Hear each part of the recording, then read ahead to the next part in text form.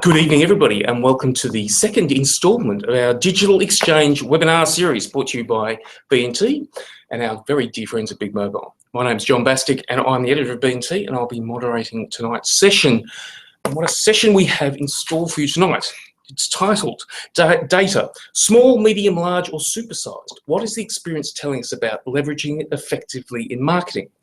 As I know nothing about that, we have a distinguished panel assembled for your delectation this evening. Joining me to discuss this and more is Jenny Williams, Chief Marketing Officer at HCF, Jodie Sangster, CEO of ADMA, Warren Billington, CEO of the marketing tech firm Signal, and of course, Graham Christie, CEO of Big Mobile. Good evening to you all. Anyway, let's fly straight into the questions. First question to you, Jenny. We're talking about customer journeys, we're talking about data here. How has HCF leveraged data well, and how have your customers responded to it, and what have been the benefits for customers? So when we look at data, there's a lot of data, there's a lot of things in market that you can measure. Where we've just recently put in place a new technology platform that enables us to really sort of connect the dots between elements of the customer journey. There's still some gaps in that experience that we want to try and close. But I guess where we're looking at how we can use data now is about measuring each one of those stages in the journey and then seeing how we can optimize that. So where I've seen data used badly is where it's being used to justify something or to prove a point, or you can make data say anything that you want to make it say. Whereas when you use it as a point of inquiry so that you can really learn how to improve, that's when data becomes really valuable from a marketing sense. So that's really where we're primarily using data, is to explore and understand. Just the benefits of the customers, and I guess the ultimate question which we all want to know, will it make our bloody premiums cheaper? We all want to know the integral question. So that's a very complicated question. Oh, right. Actually. Okay. It's complicated because it has the potential to make your premiums cheaper. If, for example, we can be smarter about how we work with you, then we could potentially lower our management expense ratio, or we could create products that are more uniquely suited to particular types of customers, which would then change our claims experience. What we can't do, and what a lot of people think, is that we can discount health insurance to people who are healthier and or penalise people who are sicker. And we actually can't do that at all. That's called risk rating. Oh, right. And all other types of insurance is risk rated. Health insurance is community rated, which means that everybody, regardless of how sick, well, old or young you are, needs to be paying the same amount for their health insurance. So data can help us be more efficient in how we operate as a business, and by that we can transfer those savings on to our members. But data can't give us an insight into a person and modify the prices. Okay. Question for you, Jodie, from ADMA. We hear this is a common gripe of most modern marketers, that they're being inundated with data. Are they flying or floundering when it comes to big data? Look, I'd say, as a very sweeping generalisation, floundering. Oh, right. Look, I think there are pockets. I think there are pockets of companies who are doing well, and I think there are individuals who are very skilled, have great data skills, particularly in marketing. But as a general look at the industry and where we are, I think our level of understanding of data, our level of use of data, is probably not where it needs to be. And you can look at it from different perspectives. You can look at it from a marketer's perspective, so a marketer within an organisation. As a general rule, the depth of knowledge around data is quite small. They might be using measurability, but actually using data to target marketing well, limited. So that's kind of from a marketing perspective. From an analyst perspective, we have good analysts in the market. We're actually quite blessed in Australia with analysts. But the challenge we see there is the connect between marketers and analysts. So speaking the same language, making sure that there's that feedback loop and it's all kind of working together is a challenge there. And I think the other challenge is technology, that we've got all these technologies working together. We've got so many of them that people aren't knowing where to look. And when they are looking, they're getting different data sets and different technologies that they're using. So it makes it quite complicated to look at one set of data to get one set of results. Yeah. So I think that's something that probably needs to be changed. I think the last thing I would say is that this comes top down, and that I really see, because I do a lot of presentations day in, day out for companies, and the level of understanding of data at C level and how data drives business is so limited. And until you've got understanding at that top level of a business to be able to drive down, make the right investments, put the right technologies in place, do the training, until all of that happens, you know, it's going to be a continual struggle. It can't just come from marketing and go out from there. It has to go top of the business and deliver down. And that's the challenge we're facing.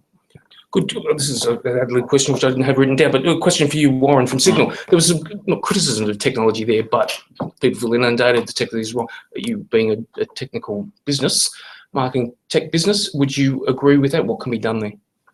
Yeah, no, I certainly do. I think, you know, inevitably there's a lot of complexity and fragmentation around technologies. And each of those technologies will drive customer engagement and interactions. But one of the inherent problems in the industry has been that it is very difficult to be able to integrate those technologies.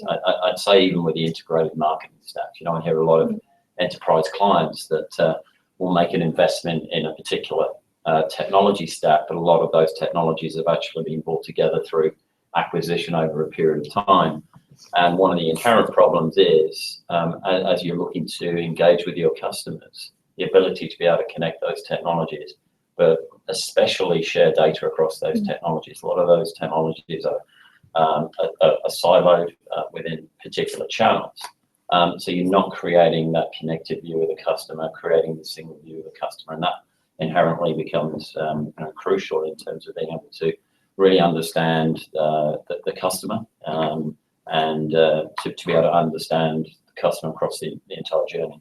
You've spoken about data being used in a behavioural way, not an addressable one. I'm assuming that's what you mean, even though I'm probably unclear what most people what behavioural and addressable data looks like. Actually, I mean, if you take the entire advertising spend in the market, right, it's $15 billion of spend.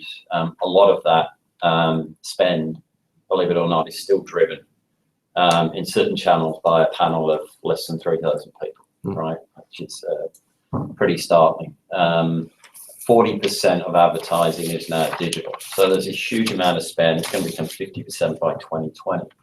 And most of the spend or targeting of customers across those digital channels has been based on cookies. Yeah. So inaccurate, inferred, model view of customers. So fairly inaccurate targeting and essentially not being able to take advantage within those channels where essentially that's where you see your customers live, where they're in market, they're showing intent, and being not able to recognize or identify those customers therefore has limitations.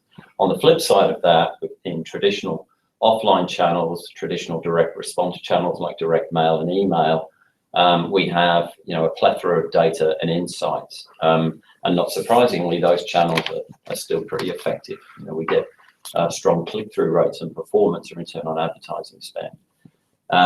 What we're starting to see is this really strong movement towards how do you take those richer insights offline and start to connect them through to those digital and online channels. So you start to identify more customers, making those digital channels more addressable. Therefore, the targeting of those customers becomes certainly more relevant and drives better performance. And that's a technology problem that's been inherent in the market, but where we're seeing success with certainly some of our clients is where they're successfully connecting on an offline environment, creating a single view of the customer, a persistent identity, which becomes actionable across those digital channels. So very much a movement of moving away from contextual behavioural based targeting to being able to target on known insights. Can I just pick up on that on the earlier question around? So we've got Graham for Big Mobile. Well, people can't see you, so I had to. That's true. My moderating job is to introduce you, and you've usurped me. Sorry, Graham from Big Mobile. My mobile split. I actually did a quick search this morning. It's not a robust survey on LinkedIn for Australian companies that have are quoted LinkedIn as having a chief data officer, and there were 20. Only 20 in Australia. Actually, in some ways I'm quite surprised there are 20, but nonetheless, I think the point is that what I'd like to make is that to me, data is should be a business asset. It needs to sit outside of one of the functional areas within the business, ideally. I agree. And therefore, you need to have somebody who's owning that ideally at the C level, because it's feeding into marketing, it's feeding to customer. If that is somehow weirdly segregated from marketing, it's feeding into IT, etc., etc. Does that get to Jodie's point about skill set? Well, there's skills shortages all over the place, particularly at senior levels. So that's probably why there are only 20. But I mean, to come back to our marketers, what we're seeing is the first receivers of data, or certainly the ones that are picking the ball up and running with it the quickest. When I take a look at the marketplace, I see companies using data primarily to sell, to cross-sell, to upsell, to just peddle more stuff, compared to where I think we will get over time is really good effective selling. Nothing wrong with that. It's not a bad thing to do, but that aligned with greater sort of efficiencies of managing that customer over time, and then ultimately more personalization of that customer's or that person's experience, and not beyond that selling. So I think there's good traction in selling primarily, but unless we step out of it being the marketer's sole problem. Yeah, I'm not sure. Just come back to something that you with HCF in health insurance, where we all, probably most of us can't tell the difference between it. How much is data about, what Graham's saying, looking after existing customers whilst converting new ones? It's absolutely both. So I mean, you can't have a leaky bucket. You can't throw all your money at acquisition and then lose people out the other end. And we're in a market that is increasingly subject to churn. But something that's interesting. So when we look at NPS of somebody we've had contact with is considerably higher than the NPS of somebody who we haven't had anything to do with. And so, an NPS, as we know, is a strong driver of whether or not we retain them. It's another data point, which interestingly you can measure NPS in it's an incredibly simplistic format, but at the same time you can have different NPS measures that measure things completely differently. What that's saying though is that we need reasons to engage. So I was about to dispute you in the sense that platforms that deliver personalised messaging and content are what is at the essence of most CMSs that you have today, and they are driven by observations in terms of how customers are interfacing either with the asset that you have, or then adding in additional first-party data to start to understand what's relevant. So from our perspective, for example, our objective over time is to become more relevant in people's health journey. So in an ideal world, we'd like to talk to our members before they decide what surgeon they're going to go to, or what operation they're going to have, or what hospital they're going to have it in, so that we can help make that experience better for them. A lower gap, they know what questions to ask, they feel supported down the track, and all sorts of other aspects to do with how that works, as opposed to when they're finished the operation and they just send us the bill, which is not the ideal engagement. And the only way for us to engage them further up is to deliver relevant content so that they have a reason to engage with us earlier in the journey. Jodie, from Abbott, we're hearing that we're talking about data. There's so much data these days, big data. How much is the trouble that marketers are just having trouble interpreting all this data that's falling on their desks?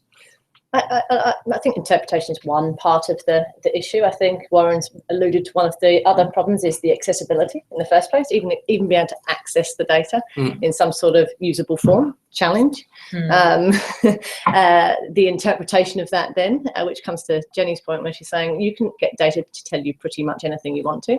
So is it interpretation that's the challenge, or is it the questions that we're asking of the data? And sometimes it can be the questions or the integrity of the data. The integrity of the data, definitely a huge challenge actually. And we did a roundtable on this just last week. 20 marketers sitting around the table, every single one of them said we've got a challenge with the integrity of our data. Yeah, every single one of them. So this whole idea, we're almost getting ahead of ourselves here, saying, all of these fabulous things we can do with data. We haven't got data that's accurate at the moment to be able to work off of. And I think the other challenge with data is the feedback loop. So even if you are lucky enough enough to be one of the companies that can get insights from data. It's being able to action those insights too. So having the structure in place and the process in place to make sure that those insights go back into the business to the right people, that someone can action them, and that something actually happens off the back of that is a challenge too. So it depends where you are on your data journey, but there's challenges at each step of the way, and it's not just interpretation. I can see Warren wanting to dive in here, but I'll let you dive in. But we've talked about data, and it's very technical and probably quite daunting for people who aren't that technical. You've spoken about it being needing to be from a people-based approach. That sounds more humane. What does that mean? Yeah, look in simple terms. Customers, have a lot of data and insights on their customers, right? And quite often that data sits in offline environments, a CRM database or in an email list. It's how do you leverage that first-party data across more channels than the conventional direct response channel. So it's actually kind of going back to some very traditional methodologies around being able to target customers one-to-one in a personalized way, driving that customer experience and engagement. But how do you then extend that data from an offline perspective to target across digital channels, which, as I said before, most of the targeting that has taken place from a digital marketing perspective has been based on inferred data, behavioural data, cookie-based information. It doesn't need to be like that. There's a real opportunity by connecting data across all channels on and offline to be able to leverage that data across every addressable channel for digital purposes. Graham, from a mobile perspective, what problems are you seeing? How much would you agree with what Warren just said and the other speakers have said? Is it a technical issue or is it a user issue? And we've seen all these sort of technical issues, but we've also seen the users opting out with ad blocking, et cetera, and this software is on the rise and rise. How much is when it comes to problems of data and mobile use, what are you seeing there?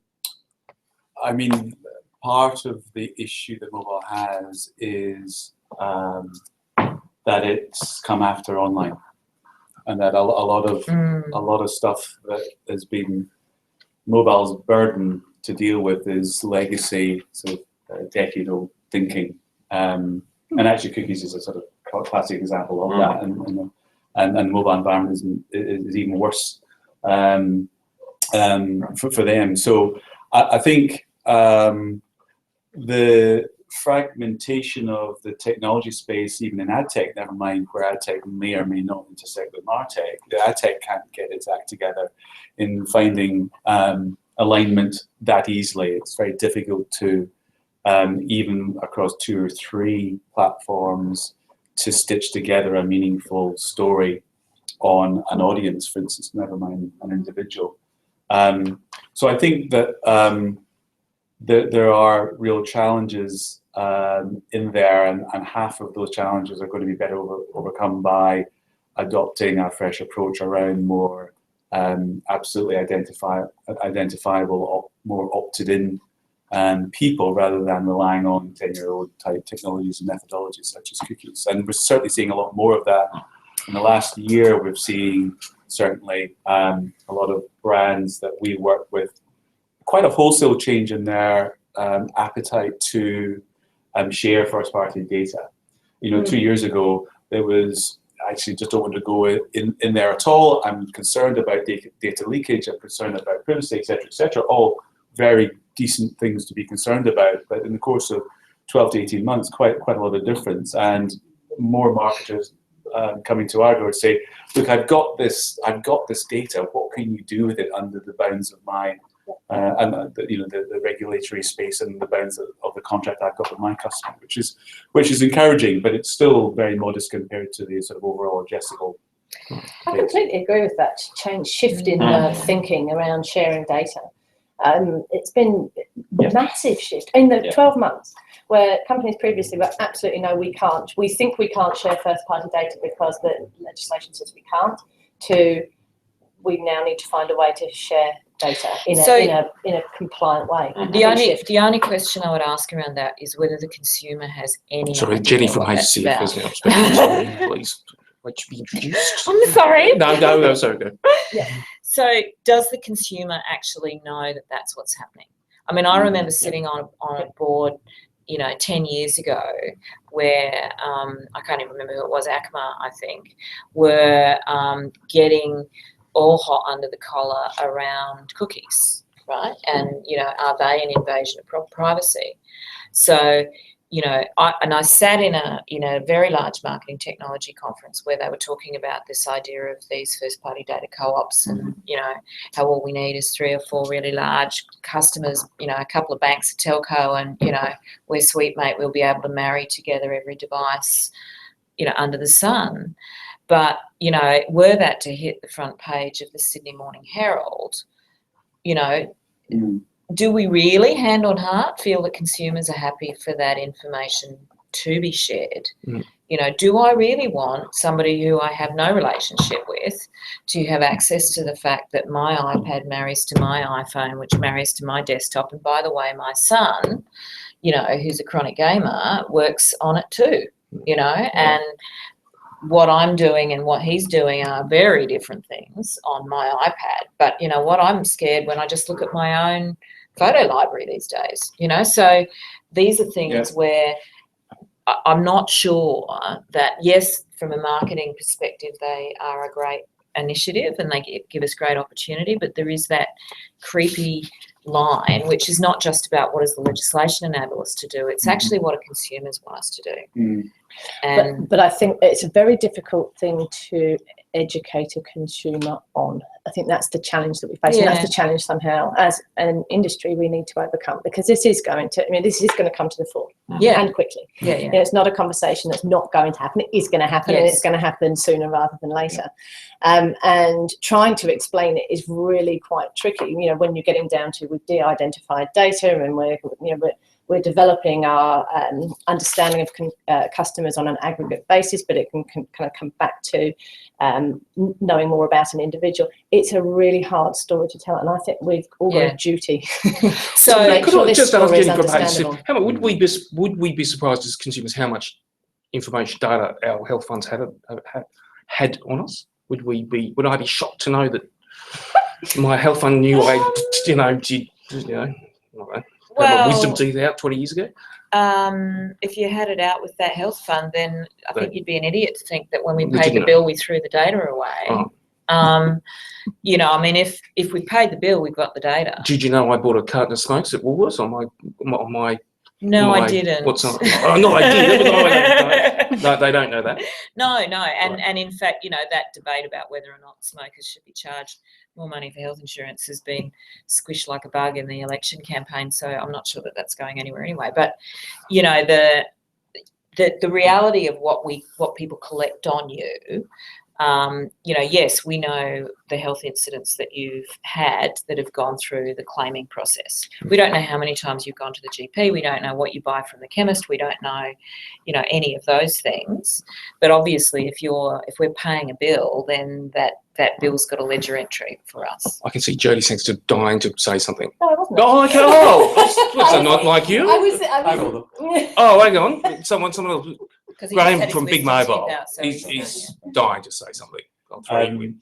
I think it's interesting to think about what business wants out of good data and what the consumer wants out of good data, and where those two things actually marry, because there is a definite relationship with what you said before, John, around ad blocking, and if we're talking just for a second in a sort of advertising environment, so not an owned making environment. It more relevant and entertaining. And people are saying, I don't like ads on my tablet, I don't like ads on my phone. I'm sort of always talking about fewer better ads. Well, fewer better ads, if you're appealing to someone who you think quite specifically, or you think inferred intelligence about that person, has to come from better data. So I guess the concern is not, you can do all of these great things with it, you can make it a much more relevant experience.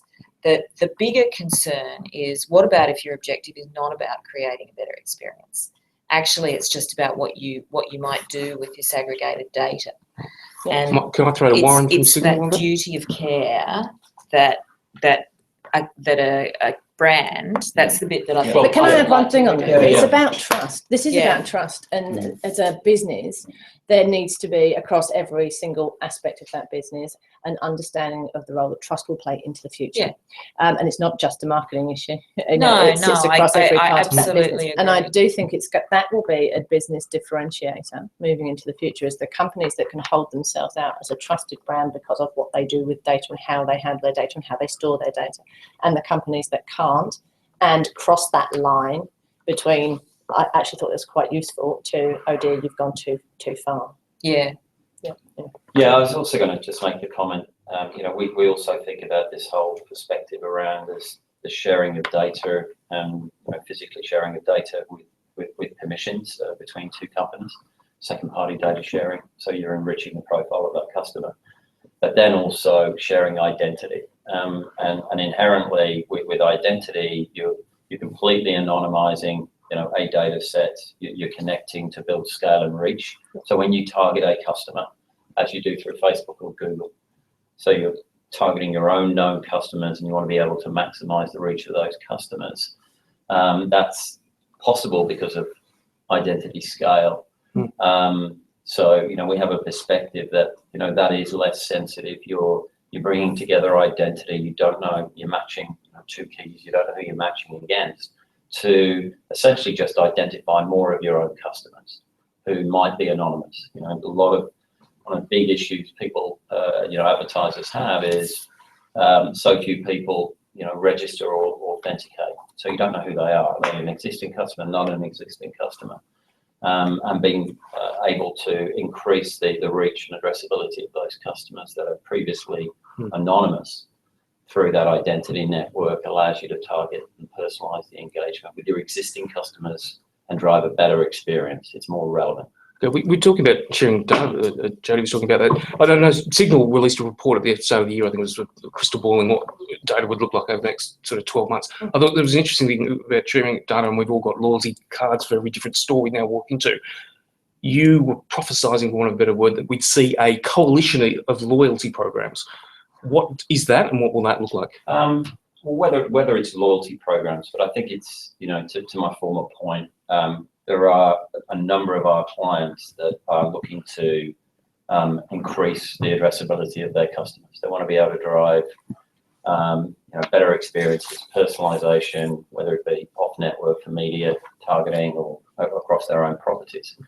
And the means to do that is by driving collaboration in the marketplace, as Jenny referred, bringing maybe non-competing advertisers or publishers to share their authentication and identity, so they each benefit from that collaboration, and it gives marketers an alternative or complementary capability to be able to target customers, not just in closed wall environments like Google and Facebook, where, let's be honest, you hand your data over and you don't get it back.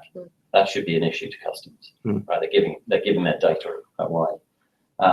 There needs to be a more open, neutral network that allows you to do the same thing across the rest of the internet. Okay. Conscious of time, we're nearly out of time. Half an hour goes very, very quickly. So I'd just like to go probably round the table. Have we got a question? We've got a question coming. Even better. Let me read it. I don't know who wants to take this one. I'll read it out. Oh, hang on. Where does use of data drive innovation? Hello, Mike. Hang on. What does it say? Can we skip the bit of this discussion where the use of data drives innovation and engagement? Skip to the bit. Skip to Oh, Yeah. I'll skip to the bit. This says, ask the audience to submit questions when they will appear below. I think we've lost the question. Anyway, if we are going to go, technology and data, always. Anyway. So I do have an answer to that question. What was the question? The question was, can we skip to the bit where people are using data to drive innovation? Yeah, so it's the outcome. And of it. I saw this presentation by this guy from the Royal Bank of Scotland I was really impressed by, and he talked about these little innovation teams, right? And they were made up of an analyst and a technology guy and a UX designer. And pretty much what would happen is that they had this, and there was a whole bank of these little teams, like art director, copywriter teams. This is just one, idea, but I just thought it was really cool. And what they were doing was they were identifying customer pain points, or they were identifying issues, so there was this big sort of think tank that was identifying issues. And they would give these guys this little problem, and they would give them, a week or a couple of days. And what they had to do was go off and analyse at a really micro level what was going on in that little space. And then within that little space, what they did was they would come up with a whole bunch of different scenarios that might resolve the problem, and then they would A/B test which one of those results did the best.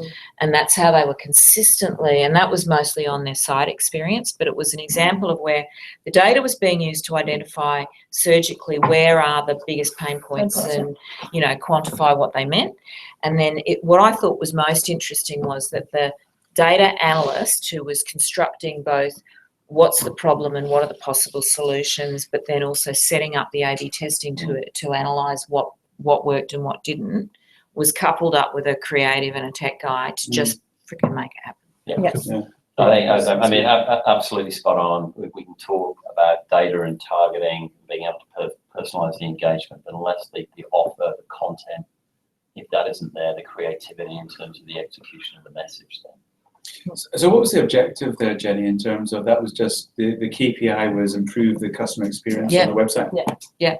Was it on the website or was it generally? Yeah. Because it was on the website, but it's a bank, and so retention of bank customers is about making the banking experience easy.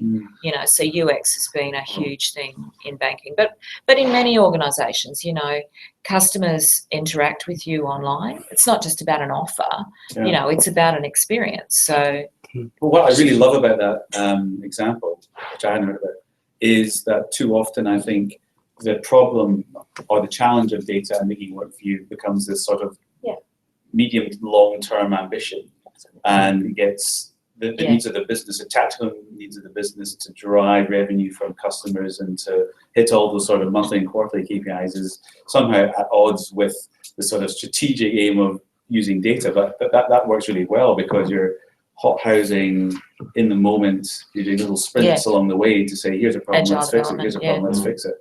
And that's a really good Starwood Hotels does the same as that, but across the full who was it? Starwood Hotels. Not actually here in Australia, over in the US, but they do the same thing across the customer experience, whereas that's kind of a website example.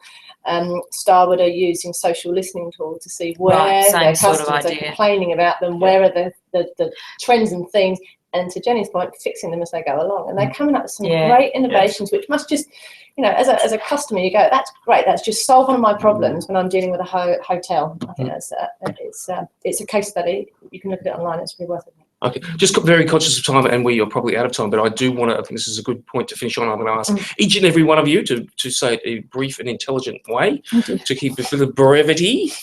Jenny from HCF. Anyway, how can marketers have quick wins with data? What's some advice there? We've got a stack of marketers listening to us tonight. How can you have some quick wins with data? And quick wins with data, and maybe even what's the next big thing you see in data? What should we keep our eye out for? Was something new around the corner that no one knows about? Well, look, I think the whole subject of addressability and so forth is going to have to be debated. It is probably the area that we're going to look at is data co-ops, where I think the quick win is in keeping it simple. So don't boil the ocean, don't try and do too much. Just start with something that actually makes a difference in the business, and you'll get the most runs.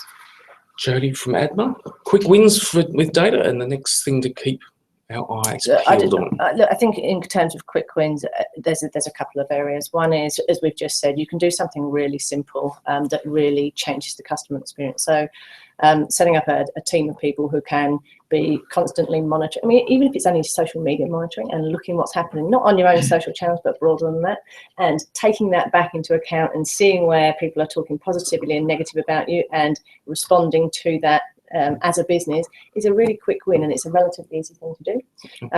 So that would be that. What was the other question? What's the next thing around the corner that no one knows about but should do? Oh my goodness, what's the next thing around the corner?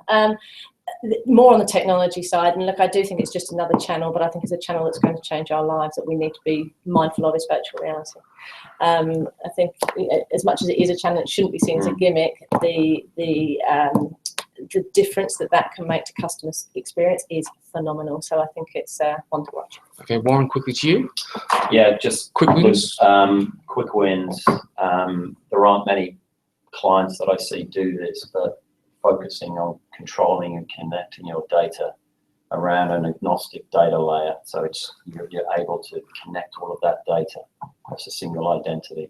Gives you much more flexibility in terms of where you push that data. And those marketers that do it are able to plug and play and swap and change the technologies that they work with, rather than get stuck in big investments in technologies that are not working for them. So that's a pretty simple thing to implement. Start with the foundations, and then the rest of the technologies. Next big thing that's around the corner, real quick. Look, I think there's just a huge opportunity for clients to be leveraging their data across all channels. So very much touches on what Jenny talked about: increased addressability, more relevance in terms of targeting new customers. Okay, Graham, in terms of mobile. Yep. Quick wins with mobile. What is the next? There's always something happening in mobile. What's the next big weird thing that Apple's going to introduce and destroy our lives with? Well, we're exploring first steps around aligning paid and earned channels more closely together. So obviously we come from a mobile perspective, we come from an advertising perspective. We've got credentials around audiences and how to use data sciences around that space. And I think there's an opportunity to use data to better balance investments in advertising versus investments in owned media and certainly social media. And now at least those three areas can be better aggregated, better organized to deliver better outcomes. So I think the PoE space is going to be key in mobile. From what's next, even overnight, I think there was all sorts of updates to Siri, and that whole kind of personal assistant thing is really interesting. The one thing I would say about that is it's one thing to piss people off when they see an ad, a graphic ad that's not targeted to them. Can you imagine how pissed off they'll be if someone's talking to them in their ear with something that's really poorly targeted? So, there's brand suicide in there if people aren't careful, but that's a really exciting development that's just around the corner in terms of how brands can use those assistants and obviously be data-led. Okay. Thank you, everyone. Thanks for tuning in. For everyone out there, thank you to our panellists, Jenny Williams from HCF, Jodie Sangster, of course, from ADNA, wearing another pair of fantastic shoes, as she always does. Warren Billington from Signal, also got some nice shoes on as well. And the always beautifully dressed, sorry, I didn't mention your shoes. Yeah, and Graham Christie from Big Mobile. Thanks, guys, for everyone tuning in. And look out for webinar 3, which is coming up on the 2nd of August, called Platform Programmatic and Automation. If you thought I knew nothing about data, I know absolutely nothing about that one. Keep your eyes on the BNT website for all the details. Thanks, guys. Thanks for tuning in, and sorry for keeping up. Good night. Thank you.